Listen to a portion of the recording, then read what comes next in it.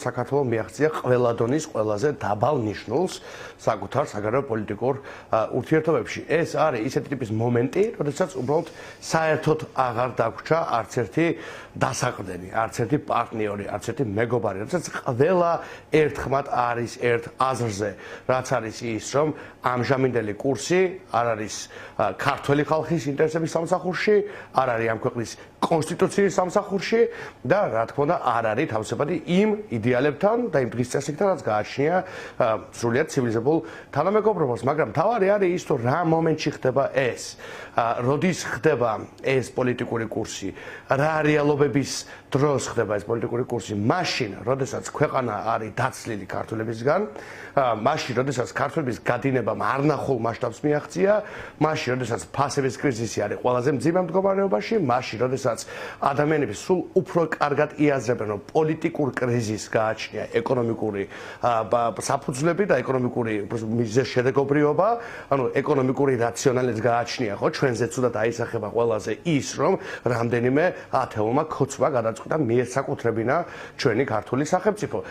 და ისეთ ვითარებაში, როდესაც სამხრეთ კავკასია საერთოდ ახალი ტიპის პოლიტიკურ კონფიგურაციას ქმნის, როდესაც მართლა მშვიდობაზეა საუბარი, რამხელა ცინიზმია, ხო? მშვიდობით რომ მაპატიეთ და აბოლებენ საზოგადოებას, ხო?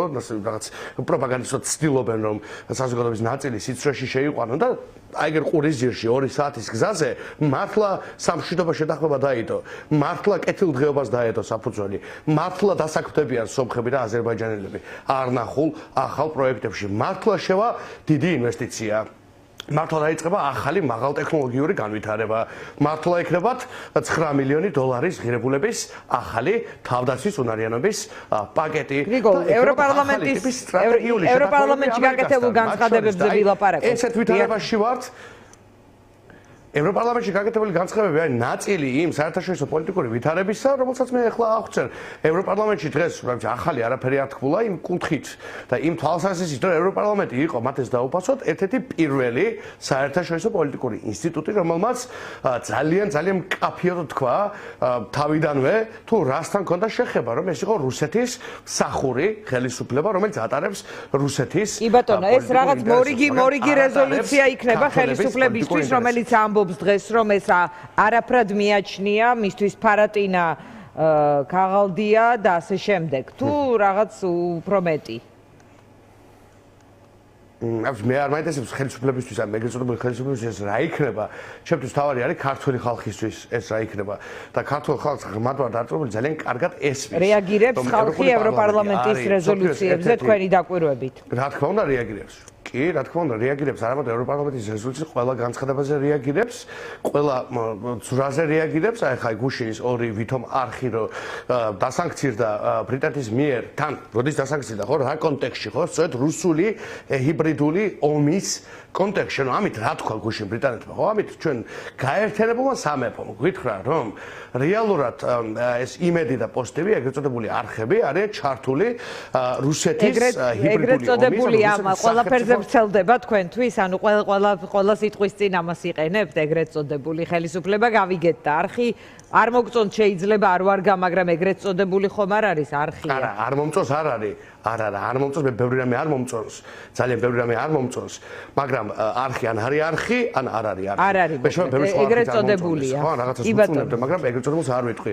ხო, ჩემთვის ახლა რაღაც სტანდარტები არსებობს, რაც წარმოადგენს არხს და ჟურნალისტიკას და რაღაცაც გემოვნების გამო. ამიტომ ამბობთ, ხო, მივხვდი. მე ვამბობ, ტელევიზიის ლეგიტიმაციაც გჭირდებათ, მოკლედ რომ დაასახელოთ თქო, იმიტომ რომ ყველაფერი ხომ ეხლა ეგრეთ წოდებულია. ტელევიზიისგან მჭირდება, ყველა ტელევიზიისგან მჭირდება, რომ იყვნენ ხარისხიანი და კარგი. ოღონდ შევა არ დაემხენ ჩემ პოლიტიკურ გემოვნებას, მაგრამ როგორც მოქალაქე მე მოველი, რომ იქნებიან გარკვეული სტანდარტის გამტარი, იქნება ეს ინტელექტუალური კუთხით, ან ხარისხის კუთხით თუ ეთიკური კუთხით, ხო და ეხლა ეს ხსენებული 2 რაღაცა კანტორა არც ერთს ატარებს და არც მეორეს და ამიტომ ჩემთვის ძალიან შორს არიან. კი ბატონო, დღეს ერთ-ერთმა და არა იმიტომ რომ განსხვავებულ ვთქვათ პოლუსს ატარებენ, ხო, თორე ახლა ტელევიზიის არაერთ ჟურნალისტს რამდენჯერ ქონია ღია ეთერში, ჩემგან განსხვავებული განსხვავებული პოლიტიკური პოზიცია, ხო, რადიკალურად, მაგრამ ხა ეს არ ყოფილა ჩემთვის ის რაღაცა ბოლო ჟამი, ხო? არც ის რომ ვიღაცას აქვს განსხვავებული პოზიცია, ეგ არ არის ბოლო ჟამი, მაგრამ როცა არანაირ სტანდარტს არ იცავ, როცა ღიად ემსახურებს რამე აკრძალვა თქვენგან განსხვავებული პოლიტიკური პოზიციის კონაზე. მე მაგალითად ხშირად მქონდა კრიტიკული დამოკიდებულება და კითხვების თქვენს პოზიციონირებაზე გარკვეულ თემებთან. კი მივხვდი მოკლედ რას ამბობთ. ერთ-ერთი გამოსვლა ევროპა აკრძალვა კი არ არის, აკრძალვა კი არ არის, არასოდეს არ გაიგოს, აკრძალვა კი არის, მაგას ვამბობ, რომ პირიქით, ჩემგან განსხვავებული პოლიტიკური პოზიცია არ ნიშნავს, რომ ვიღაცა უნდა ასწავლოს პირიქით, ხო? კი ბატონო, დიდი მადლობა, გრიგოლ. პირიქით, ბევრი უნდა იყოს, მაგრამ როდესაც არხი საერთოდ არ იცავს არნაირ სტანდარტს და შინაარსს, როდესაც პირდაპირ ამბობს გაერთებული სამეფო, რომ ეს დაწესებულება რუსეთის ჰიბრიდული ომის, ასე იგი, სქემებს იყენებს, ის ემსახურება რუსეთის ეროვნულ ინტერესებს და ხა ყველას უნდა ესმოდეს ძალიან კარგად, რომ რეჟიმი, რომელიც საცეცების, პროპაგანდისტული საცეცების სამეფო რომ ამბობს, ამიტომ თუ თქვენს უყურებდით და დარწმუნდით, რომ ეს ასეა.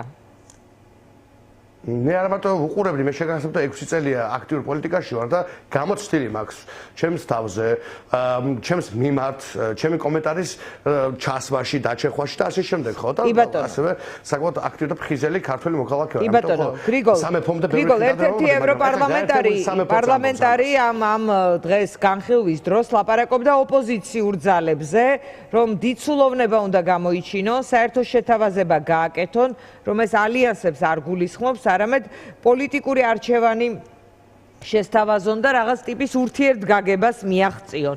როგორ აღიქვით ეს განცხადება კონკრეტული ევროპარლამენტარის ამ შემთხვევაში ლაპარაკობ მე ნაჩო სანჩეს ამოლის განცხადებაზე. მე ეს კონკრეტული განცხადება არ მინახავს, რაზეა საუბარი, ოპოზიციურ პარტიებს შორის, ამაზეა საუბარი? კი.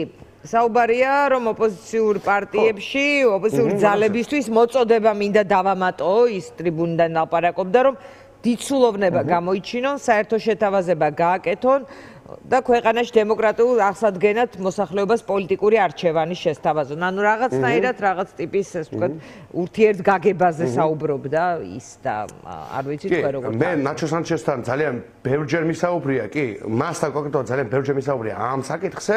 მან მე ვფიქრობ ძალიან კარგად იცის ჩვენი პოზიცია, რაც არის ის, რომ და მან როგორც დემოკრატმა ადამიანმა ძალიან კარგად იცის საერთოდ ის ჩვენი პოზიციის გარეშე და საქართველოს გარეშეც, რომ პოლიტიკური ცვლილების საფუძველი არის ხალხი. ხალხის გარეშე და ხალხთან მიმართების გარეშე არანაირი პოლიტიკური ცვლილება არ არსებობს და არც არსებულა. ამიტომაც აი ის რომ და ის ახსენებს თქვენს ციტატაში ახსენებთ აქ ის რომ ჩვენ რეალური შეთავაზება უნდა გავაკეთოთ ამ ხალხის მიმართ, ასევე ჩემთვის ნიშნავს იმას, რომ ჩვენ უნდა გქონდეს ძალიან კონკრეტული გააზრება იმისა თუ ვის ვესაუბრებით, რომელ სეგმენტს საზოგადოების რა აინტერესებს ამ სეგმენტს.